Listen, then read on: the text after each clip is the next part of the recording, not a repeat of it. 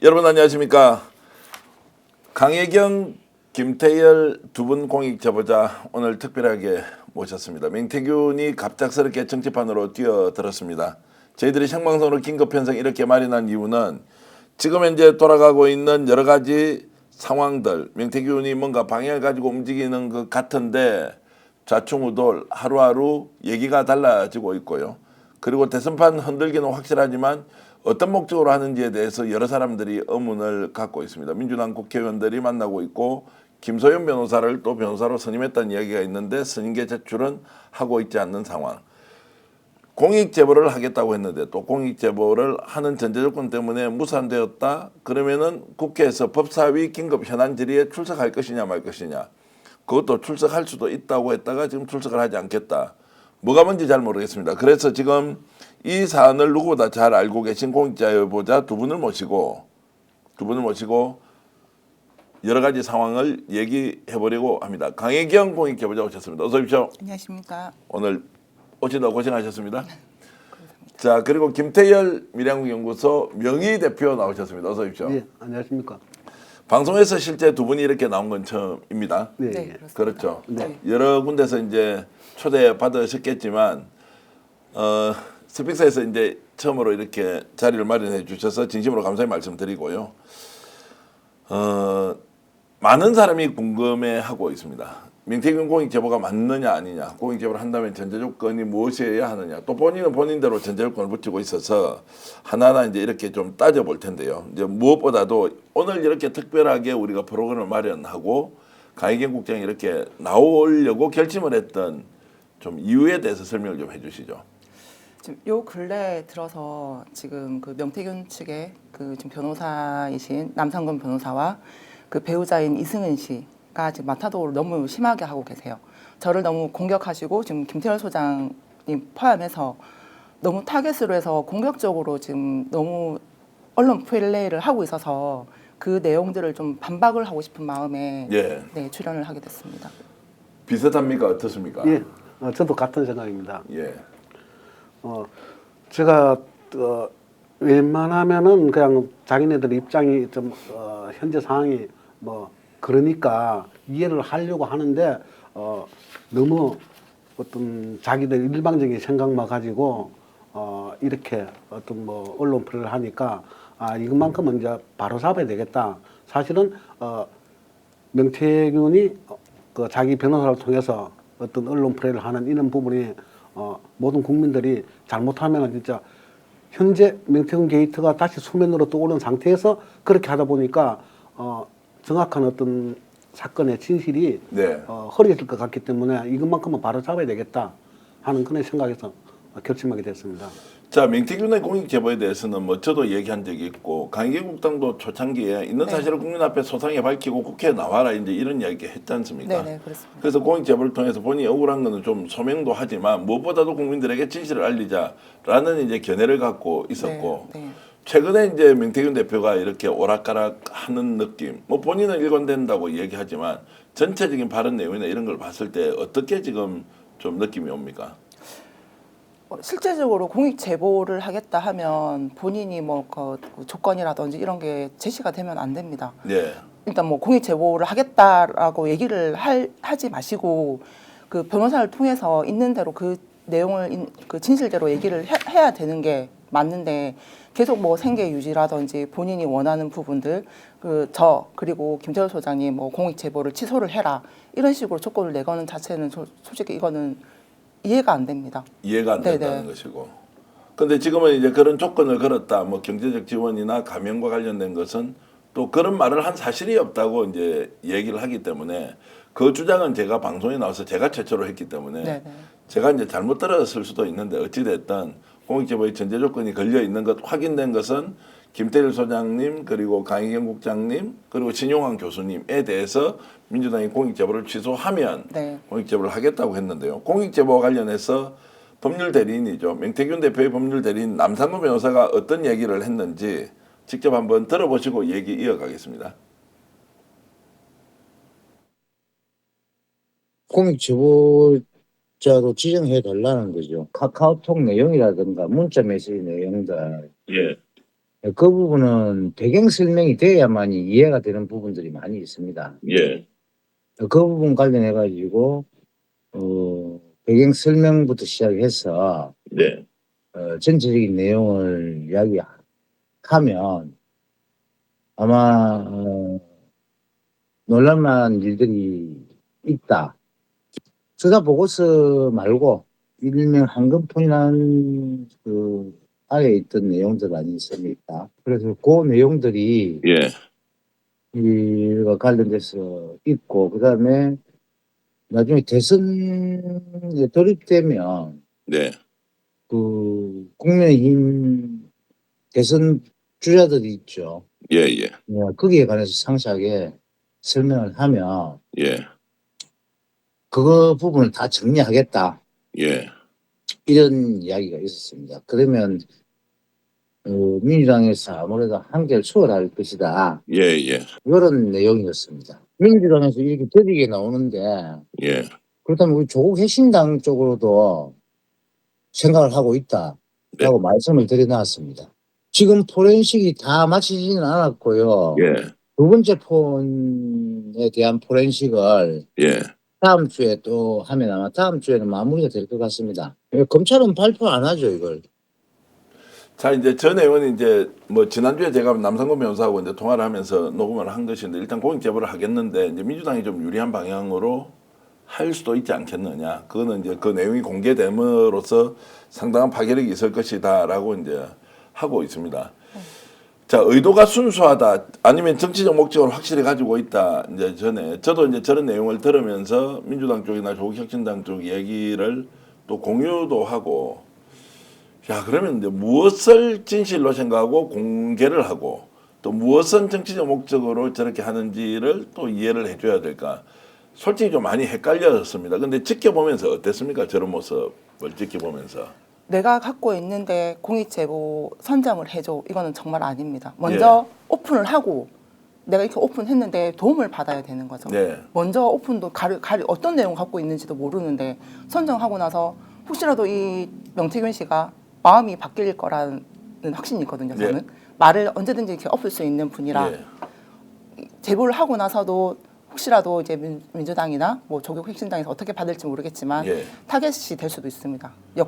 역공격으로. 역공격으로 타겟이 네네. 될 수도 있다는 거고 민태균 대표를 누구보다 잘 아시지 않습니까? 예. 저렇게 해서 이제 거래를 또는 뭔가 자기가 결심을 하고 행동을 하겠다라고 했을 때 우리는 그 뉴스를 쫓아가지 않을 수가 없지 않습니까? 예. 어떤 내용을 가지고 있지라고 하는 이제 부분에서 그래서 역시 감각은 뛰어나고 좋다. 그러나 어디까지 우리가 수용하고 어디까지 배제해야 되느냐는 그 기준은 좀 애매한데 김 소장 보시기에 어떻습니까? 강희정 씨와 제가 그 공익 제보를 신청하게 될 때는 사실 지금은 윤석열 대통령이 이제 뭐 내란으로 인해 가지고 구속이 되는 상태고 하기 때문에 그렇지 그 당시에는 저희들이 검찰의 수사를 받고 하는 상황에서 있는 사실 그대로 다 모든 진실을 진술하겠다. 그 대신 거기에 대해서 저한테도 어떤 죄값이 치루어진다 그러면은 다르게 받겠다는 그는 어떤 각오를 하고 모든 있는 그대로 사실을 진술했습니다.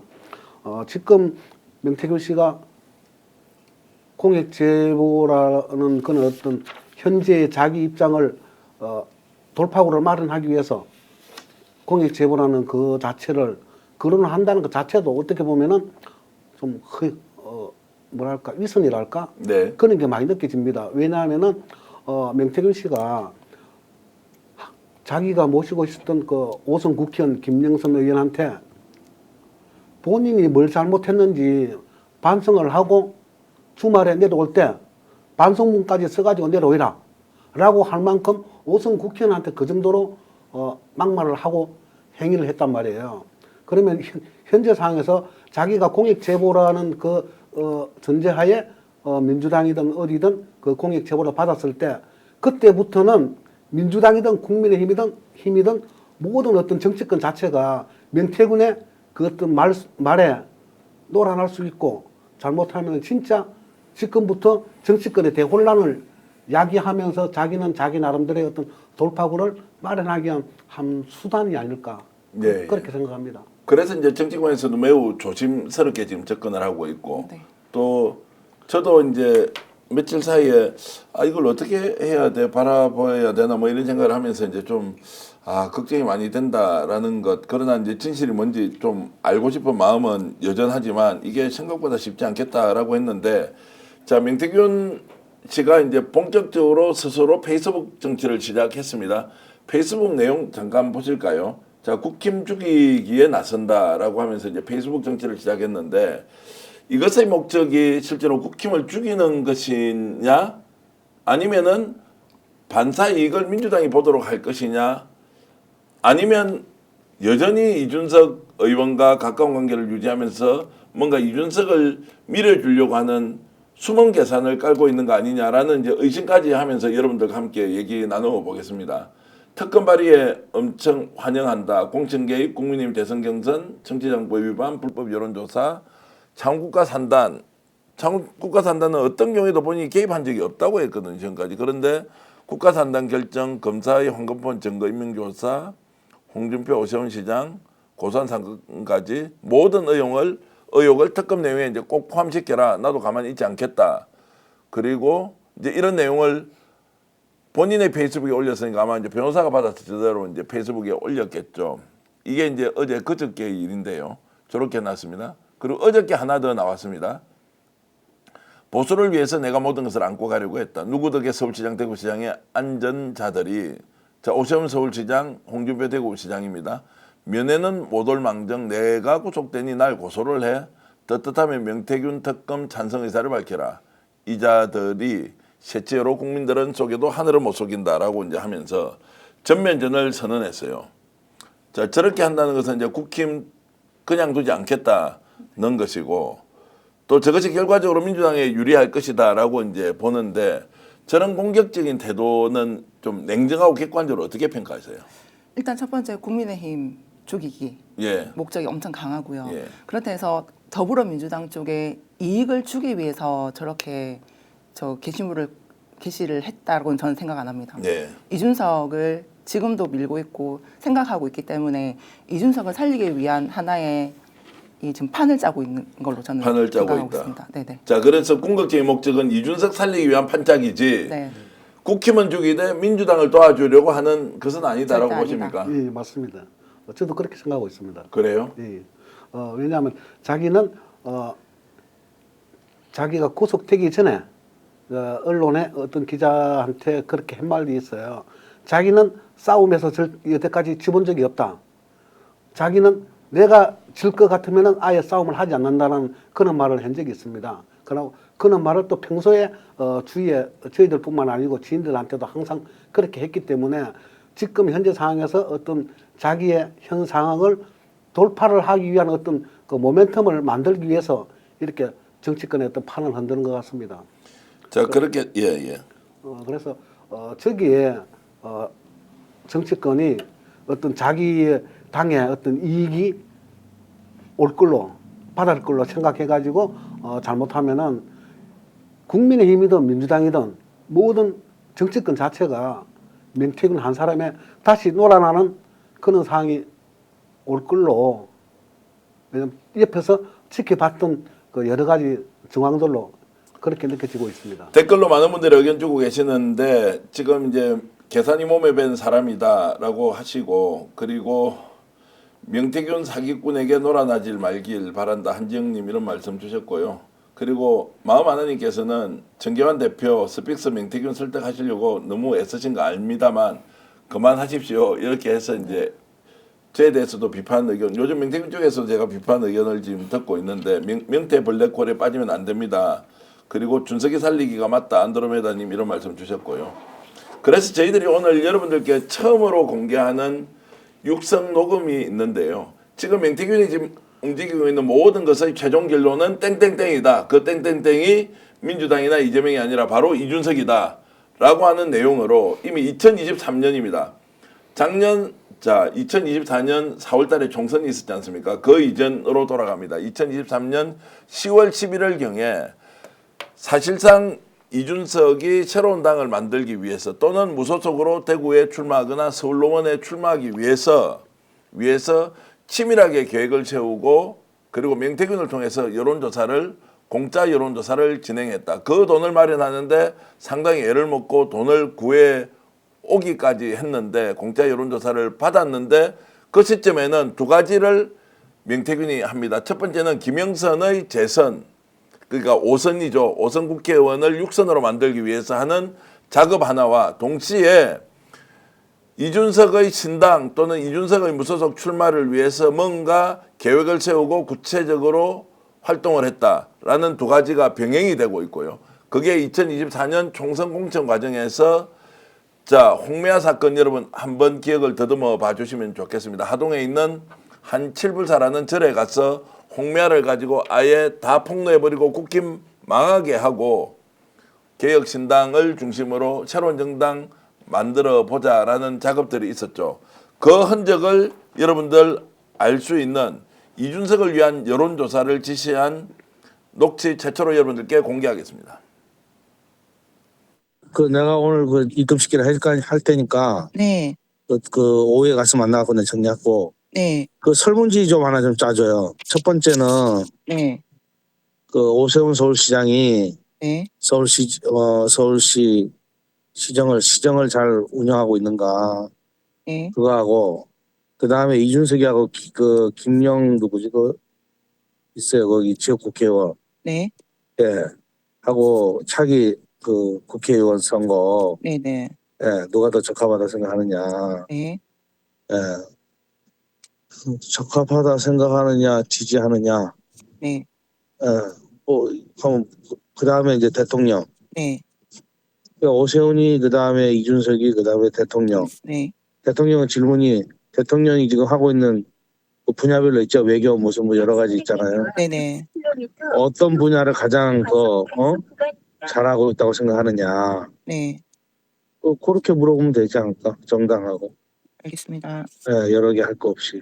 네, 네, 네, 그래서 좀 하여튼 정리해서 나한테 좀 보내줘봐요. 알겠습니다. 그저 경남 메일에다 줘야 되니까.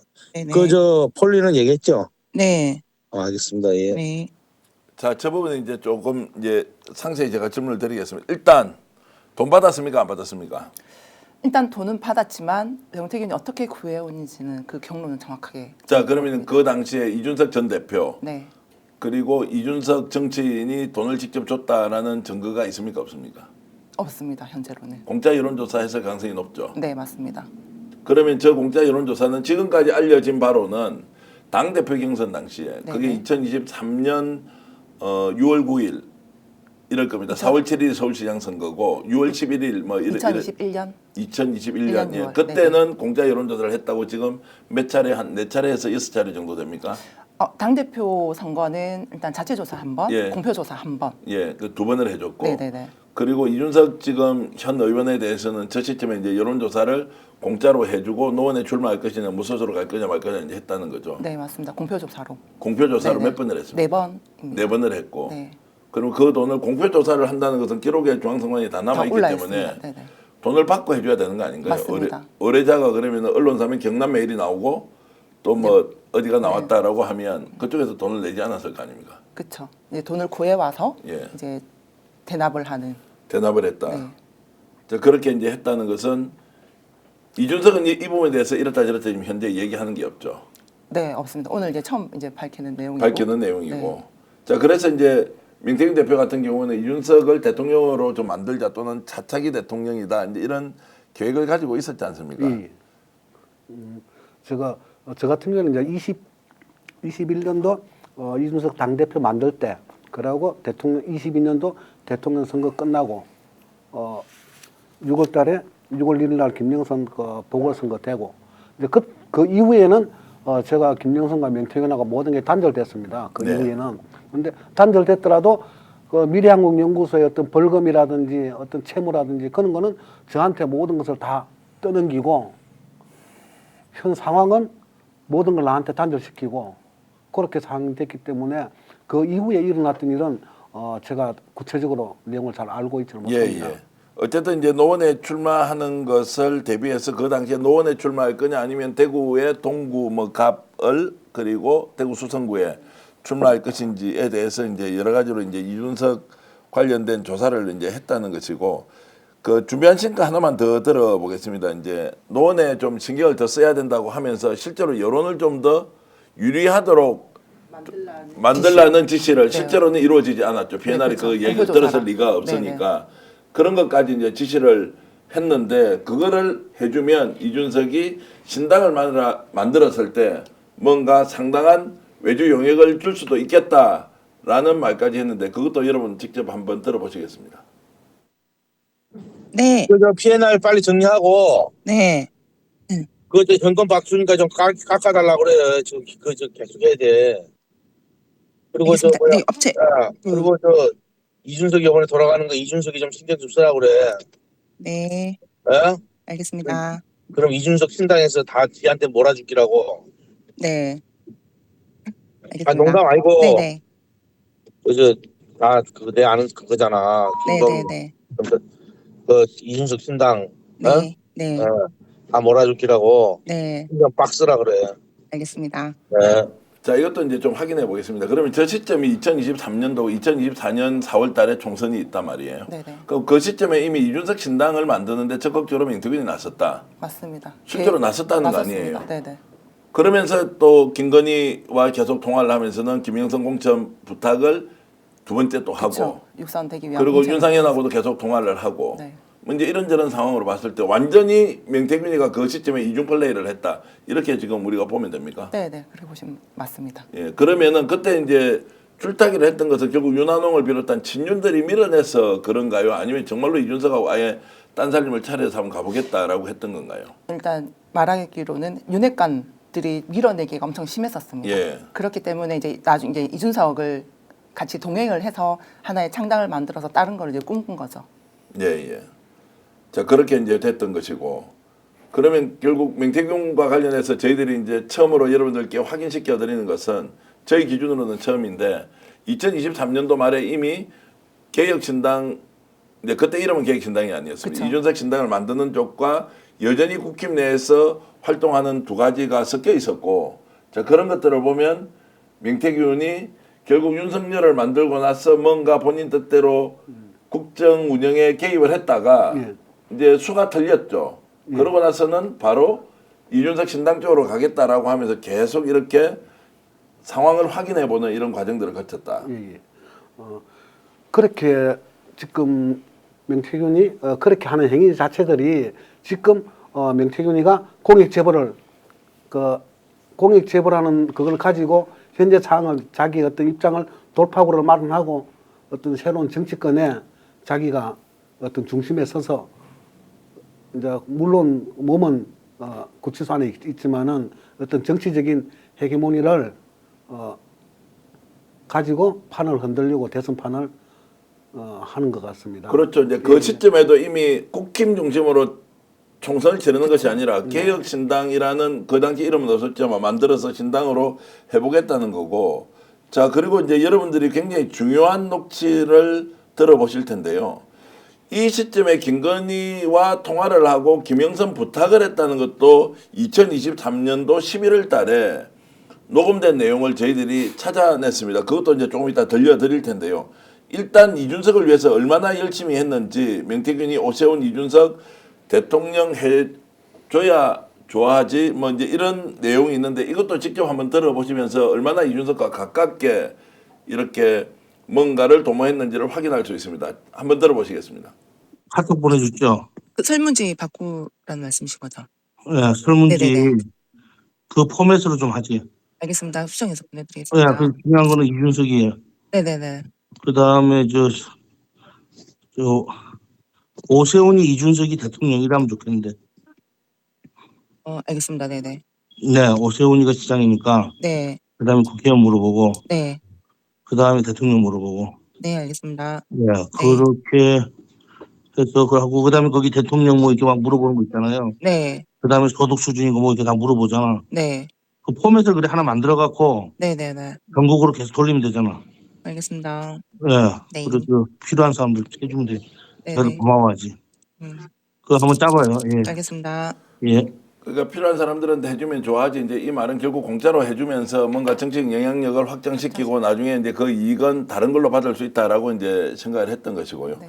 자, 우리가 지금 여러분들께 녹음되어 있는 내용 하나만 더 들려드리면서 이제 얘기를 좀 더 이어가겠는데요. 그 당시 2023년 11월 13일인데요. 김영선 당시 창원의 전 국회의원들이 당무감사에서 꼴찌를 했습니다. 물론 이제 윤한홍을 비롯한 소위 말하는 친윤들이 밀어내기를 해서 각종 자료를 제공했는데도 반영 안 시키고 아예 그냥 전국 꼴등으로 만들어버렸죠. 네, 맞습니다. 자, 그 시점에 김영선의 행동에 대해서 굉장히 문제가 많다고 명태균이 지적하면서 김영선을 국회의원으로 다시 공천 주기 위해서 김건희 여사에게 전화를 직접 해서 부탁까지 했는데 나 이제 잘 모르겠다 스스로 전화하면서 김영선 지가 알아서 전화해서 죽이 되든 밥이 되든 결판 보겠지라고 하는 이 내용은 여러분 처음 들으실 텐데요. 한번 확인해 보겠습니다. 당무감사 꼴등했다며. 아니, 그게 좀 솔직히 저 이해가 안 돼요. 그거 다 그러니까 사무실에서 저희가 서류 준비해 놓은 거를 응. 거의 안 봤어요. 그 하나하나 보시라고 다 뒤밀었고, 서류 너무 잘 됐다. 준비 잘했네요. 하고 그러고 가셨거든요. 조직에 대해서도 안 물어봤고. 그런 김영선이가 네. 당에서 그 당에서 위치가 네. 제거 위치에 있기 때문에 그래요. 그 뭐 당연히 위에 저 윤한웅이하고 다 제거하라고 그러니까 그렇겠지.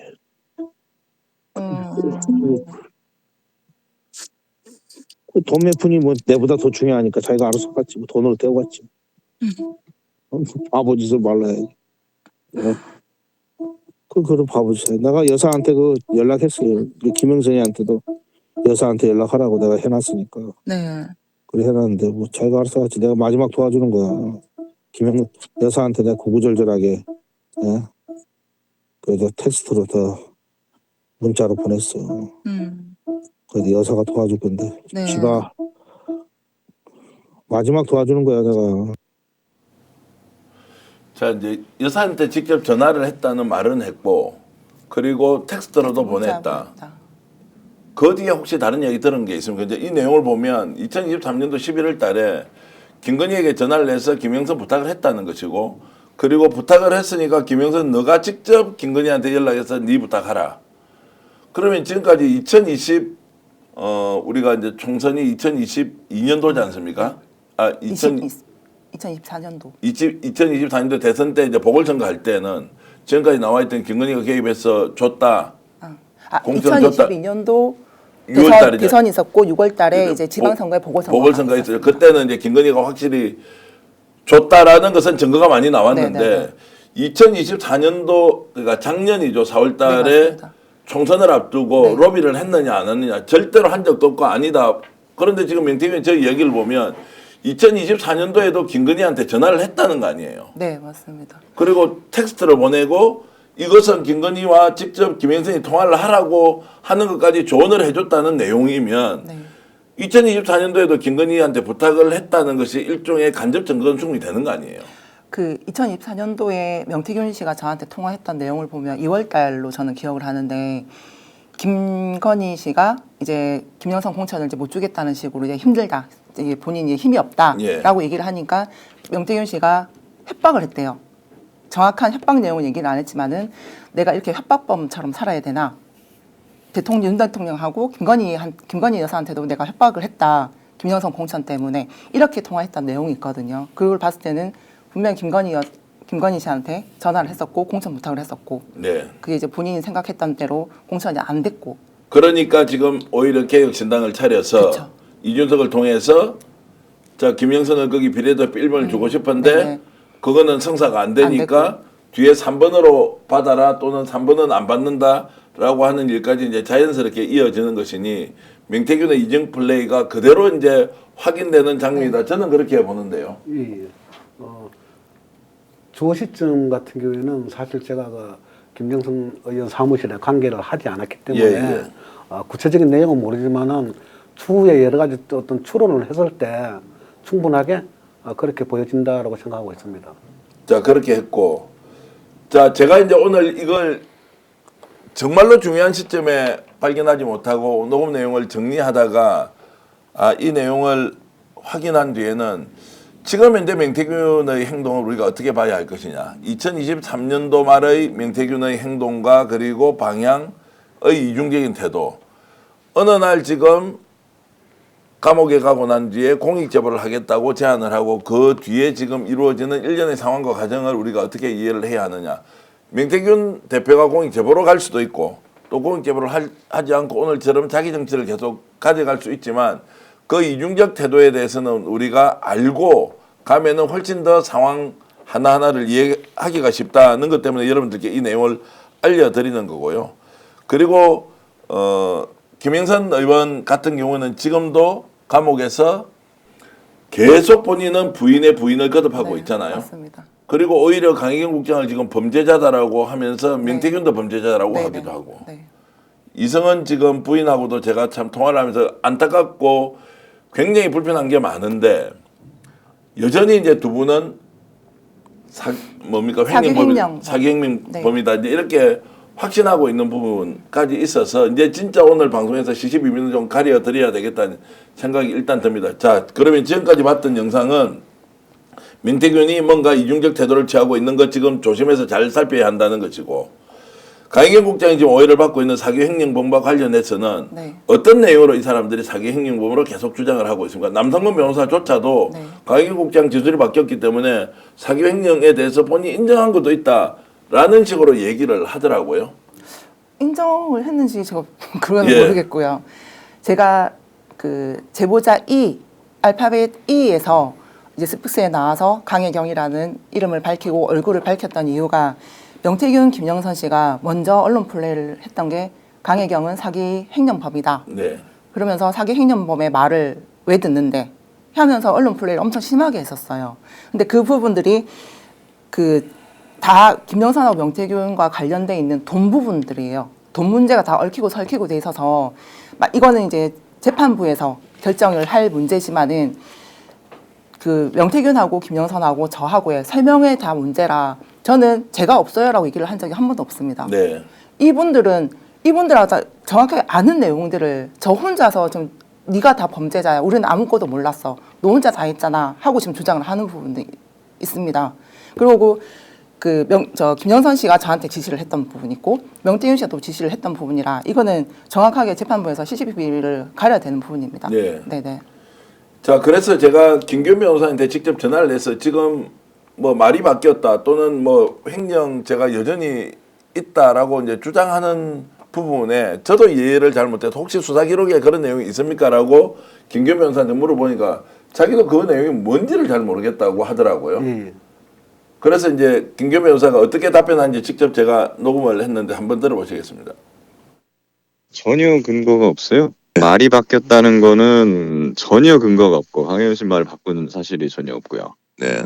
그리고 그쪽에서 주장하는 것 중에 명태균 세비반 띵은 월급이었다 이 주장을 하는데 강혜경도 월급이라고 했다 그런 부분이 있는데 그거는 표현하기 나름인 거죠. 본인 공천 대가로 김영선이 명태균한테 세비를 절반을 주기로 한 건 맞고 매달 돈이 나가니까 그걸 표현을 월급이라고 할 수도 있는 거죠.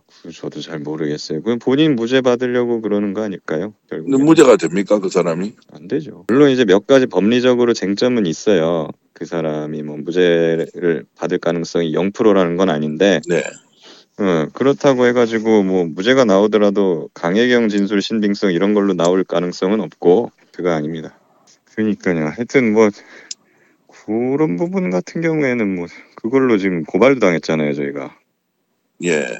예 그런 건데 이제 이건 저희는 지금 어느 언론사건 간에 이거를 제공을 하진 않습니다. 예. 최혜병 사건 때부터 이거 되어가지고 네. 예 저희가 지금 계속 달라는 데도 엄청 많은데 지금 다 거절하고 있거든요.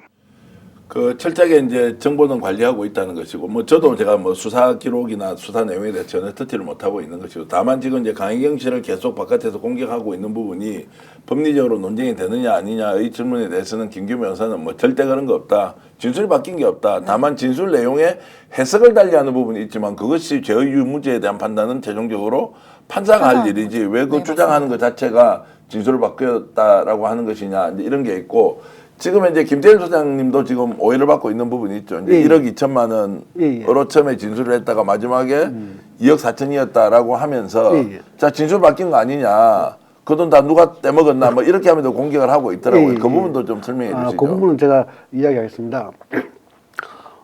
처음에 22년도에 이 정치자금법이 선관위에서 검찰에 수사 의뢰가 됐어요.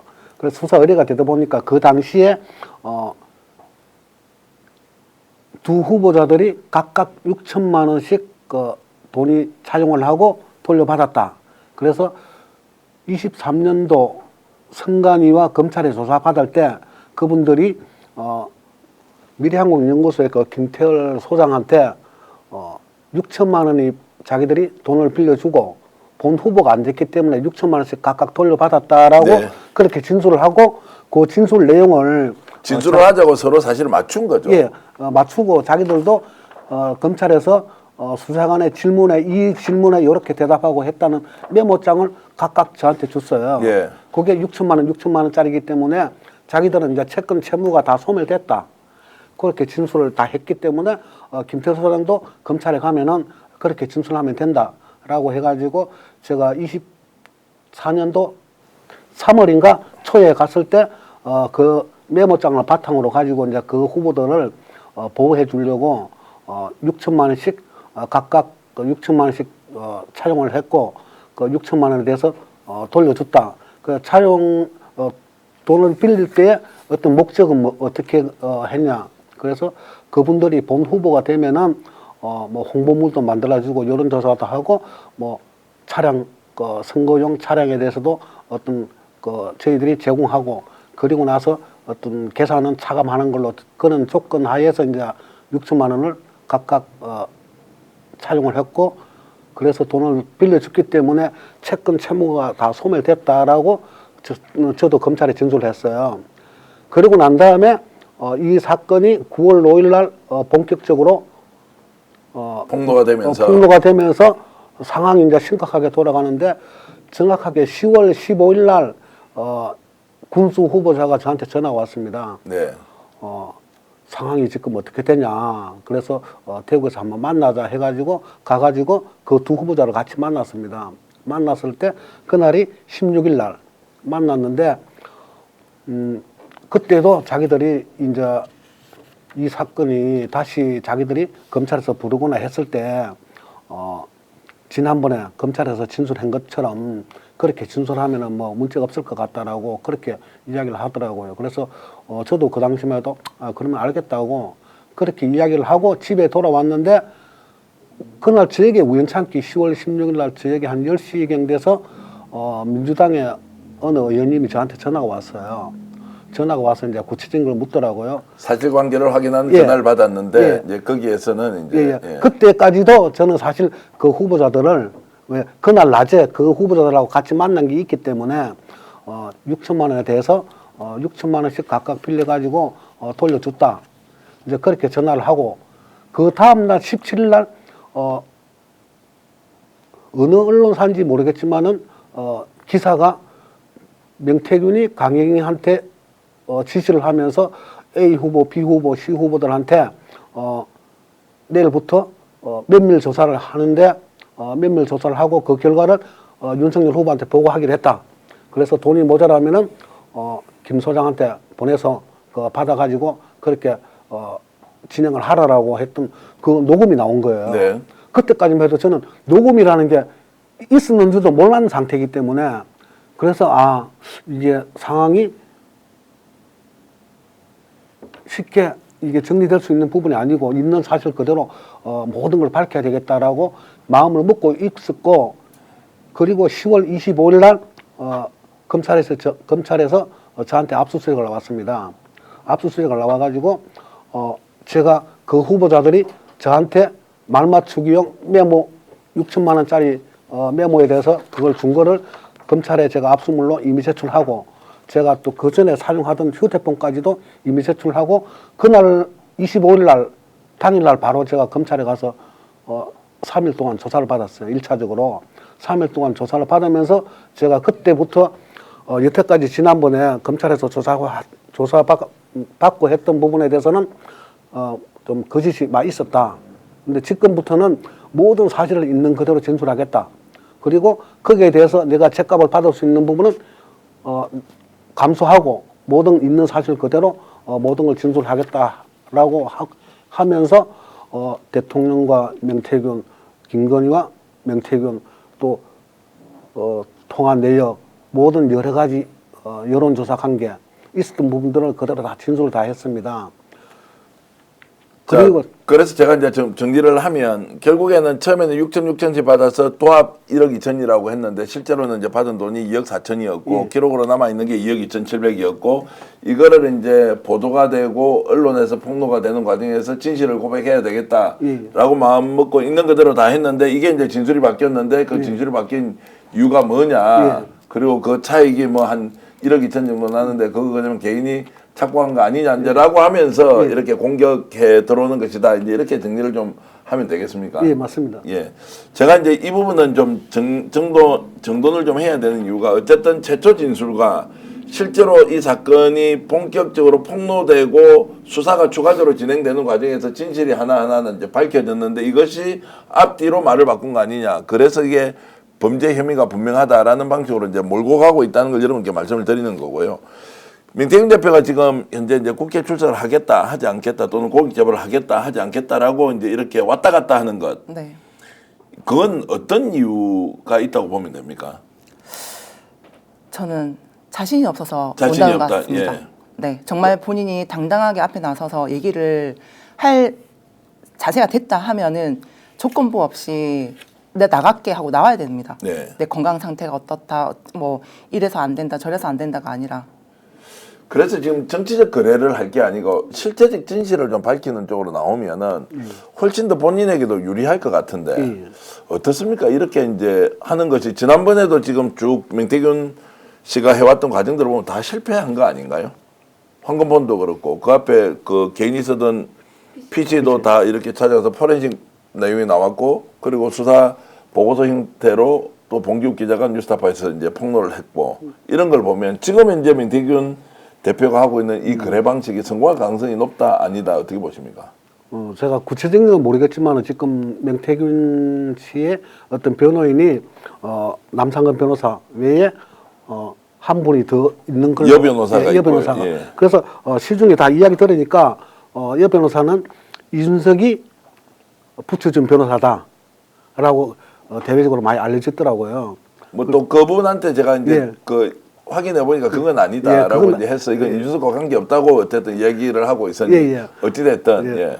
이제 그 여 변호사하고의 또 이준석과의 어떤 여러 가지 미락적인 관계 예. 그런 것도 복합적으로 작용하고 있지 않나 그런 생각 들고 있습니다. 예. 그럼 결국 이제 이준석을 염두에 두고 지금 이런저런 이제 그 행보를 보이고 있다 이렇게 저는 추정하시는 그렇게, 거죠. 네, 그렇게 생각합니다. 그러니까 민주당도 이걸 눈치챘습니까? 그러니까 좀 거리를 두고 야 이거 자칫 잘못하다가는 큰일 나겠다 싶은 생각이 들 수도 있고요. 네네. 이준석을 이렇게 좋아하는 이유는 혹시 아십니까? 왜냐면 이준석 지금 의원이 굉장히 궁지에 몰려 있지 않습니까? 그런 상황에서 이제 명태균이 어쨌든 이준석을 유력한 대권 주자로 만들어 보자라는 움직임이 이제 있어서 두 사람이 도대체 어떤 관계냐라는 생각이 좀 들긴 합니다. 그 윤석열 씨를 제일 처음에 이제 대통령으로 이제 점을 찍기 전에 이준석을 차기 대통령으로 만들려고 했던 사람입니다. 명태균 씨는. 네.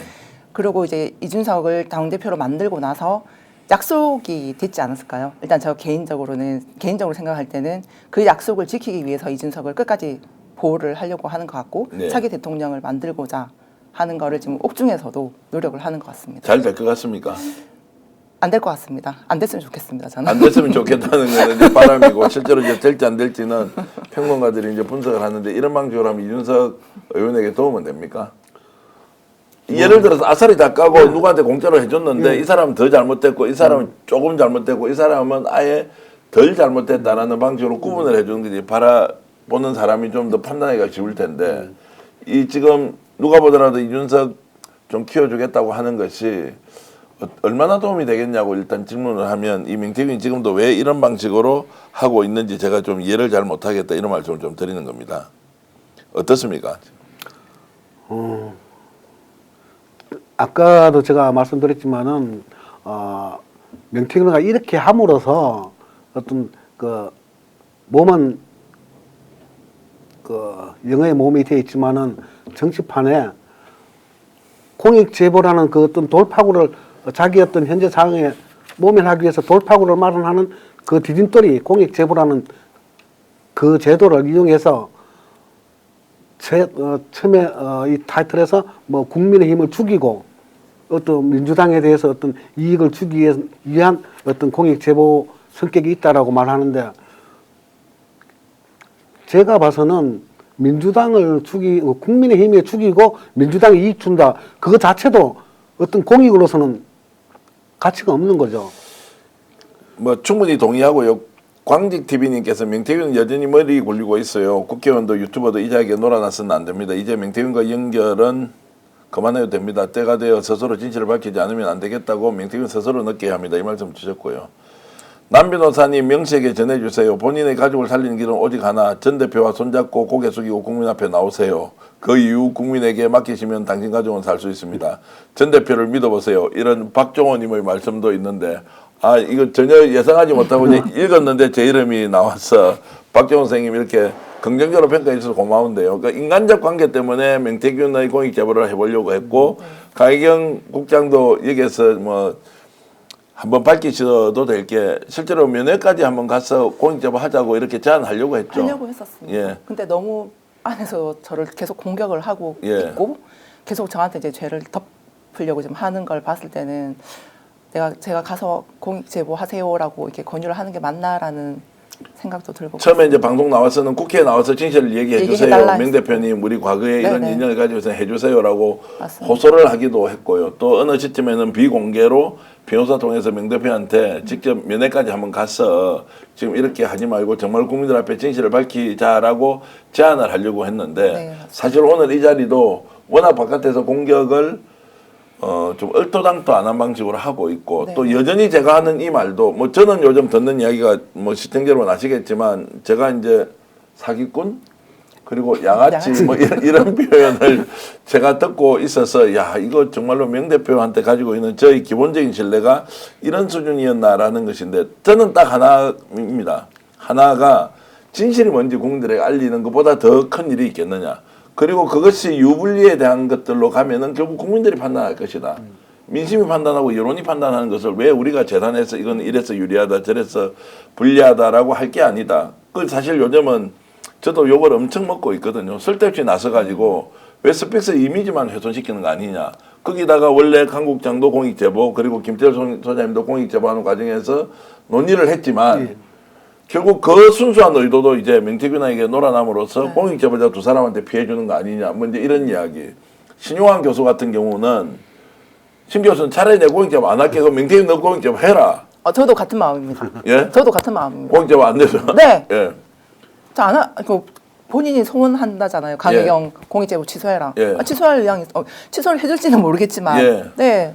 그만큼 공익제보가 중요하니까 하죠. 전체적으로 네. 공익제보 취소를 하라고 그러니까 그런 이야기까지 지금 할 정도로 본인이 갖고 있는 진실은 국민 앞에 소상히 밝히는 것이 결과적으로 명태균에게 더 좋을 것이다 라는 결론은 똑같은 거 아닌가요? 네, 맞습니다. 그리고 범죄 사실이 있다는 것은 법원에서 판단해가지고 유무죄를 판단받으면 되는 거 아니에요? 그렇죠. 그걸 나는 지금 무죄인데 왜 당신은 범죄가 있음에도 불구하고 죄를 받지 않느냐라고 시비를 거는 거는 당사자 간에 할 일은 분명히 아니다라는 생각은 좀 들고요. 그쵸, 네. 그런데 이게 이제 공전에 공전을 거듭하면서 결국 두 분을 공격하고 있다.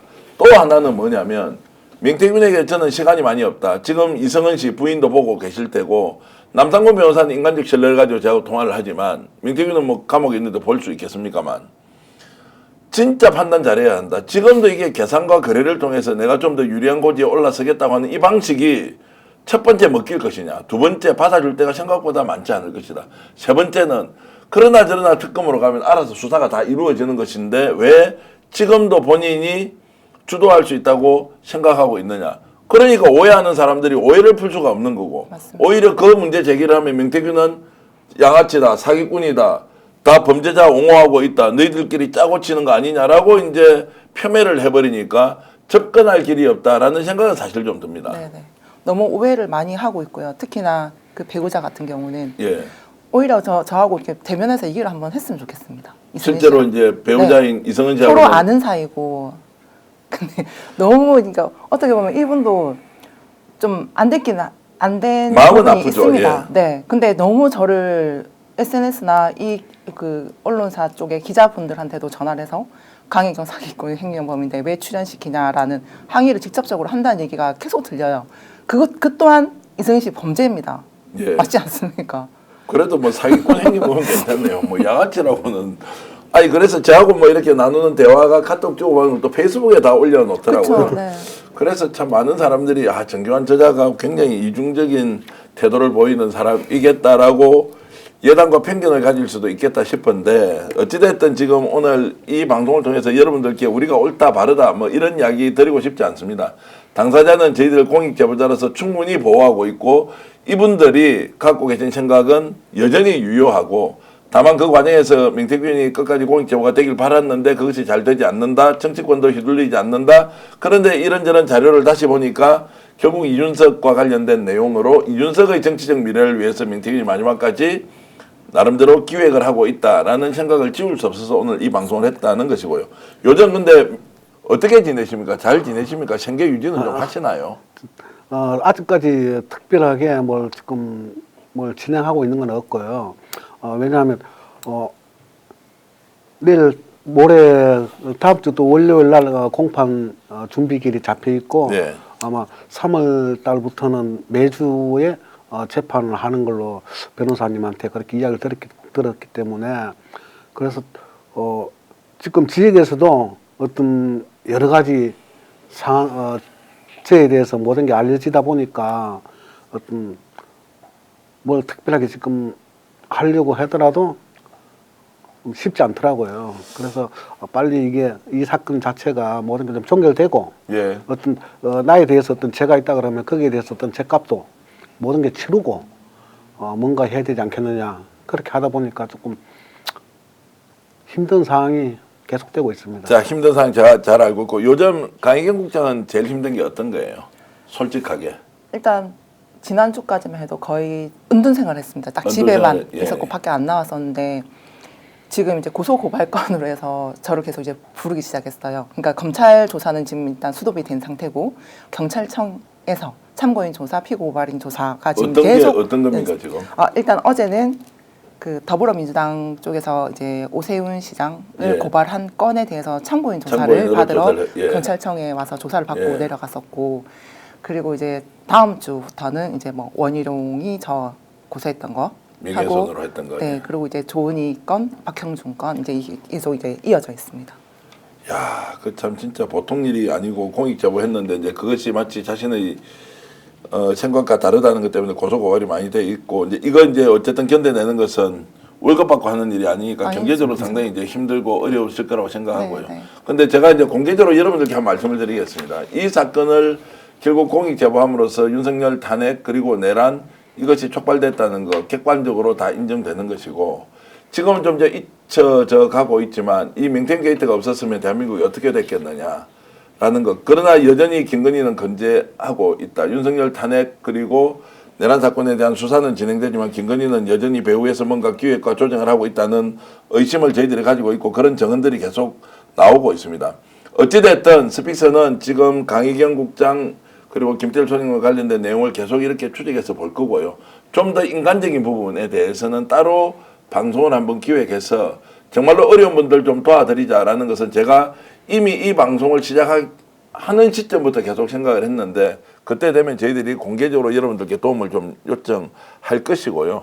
어려운 거 지금 참고 견디는 것은 다른 사람이 해줄 수가 없지 않습니까? 그렇죠, 맞습니다. 고소고발이 되어서 조사받는 것 지금 검찰 조사도 한 15번 받았고 지금은 다른 사건으로 계속 참고인이나 또는 피의자로 지금 이제 조사를 네, 맞습니다. 받아야 되는 상황이고 소장님 같은 경우는 실제로 미래한국연구소의 명의대표였기 때문에 법적 책임이 완전히 자유로울 수는 없단 말이에요. 맞습니다. 그것도 또 법적 처벌을 받아야 되는 상황에서 결국 연대의식, 동지를 가지고 열심히 저희들이 살펴보고 따라가겠습니다. 그러나 그 순간에도 명태균이 가지고 있는 진실이 국민 여러분들께 알려질 수만 있다면 그 노력도 소홀히 하지 않는다. 아무리 욕을 많이 들어먹더라도 욕은 욕일 뿐이지 중요한 것은 국민을 향한 진실, 그거보다 더 중요한 거는 없다고 생각하고요. 오늘 방송 이렇게 두 분과 함께 했습니다. 좀 자주 모셔도 되겠죠? 네, 그리고 감사합니다. 김태현 소장님 말씀 재밌게 좀 하실 수 있죠? 예, 예.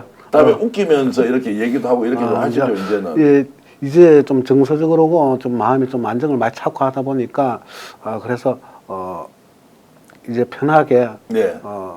좀 재미있게 같은 어떤 그 상황이라도 어떤 쉽게 재미있게 할 수 있을 것 같습니다. 예, 재밌게 좀 하셔야 되면 이제 방송으로 성공을 하셔야 되는데 강국 정도 방송에 자주 나와서 하고 여러분들 이 말씀 드리겠습니다. 어떤 경우에도 인간적 면모 모습 잃지 않겠습니다. 그리고 도의적으로 책임질 수 없는 행동하지 않겠습니다. 어떤 경우에도 또 저희들이 했던 행동에 대한 여러분들의 비판 겸허히 수용할 것이고 중요한 것은 명태균 게이트가 대한민국을 급격하게 바꿔놓았다는 그 사실 하나, 그 출발 지점의 공익 제보를 바로 강희경 국장과 김태일 소장이 했다는 점은 잊지 마시고요. 의리 있게 정의롭게 그리고 올바르게 달려가겠습니다. 오늘 두 분 이렇게 방송 나와주셔서 진심으로 감사의 말씀드리고요. 마지막까지 3,000분이 방송 봐주셨는데 스픽스 조금 밉더라도 구독, 좋아요 좀 눌러주시고요. 더 많은 분들이 이렇게 방송을 볼 수 있도록 또 공유도 해주시면 좋겠습니다. 대구 계신 분들 한우회식 대구 명소 경성 한우 강희경 국장은 와서 고맙습니다. 고기를 네. 먹어봤고 김철 소장님 아직 안 와보셨고 예. 제가 꼭 모셔서 대접하기로 하고요. 시청자 여러분 대구 계신 분들이라면 경성 한우 많이 이용해 주시면 좋겠습니다. 가성비 짱입니다. 자, 시청해 주신 여러분 진심으로 감사의 말씀드리면서 오늘 박수로서 두 분 그리고 강희경 국장 김철 소장 응원해 주신 여러분들께 제가 박수를 보내드리겠습니다. 시청자 여러분 고맙습니다. 고맙습니다.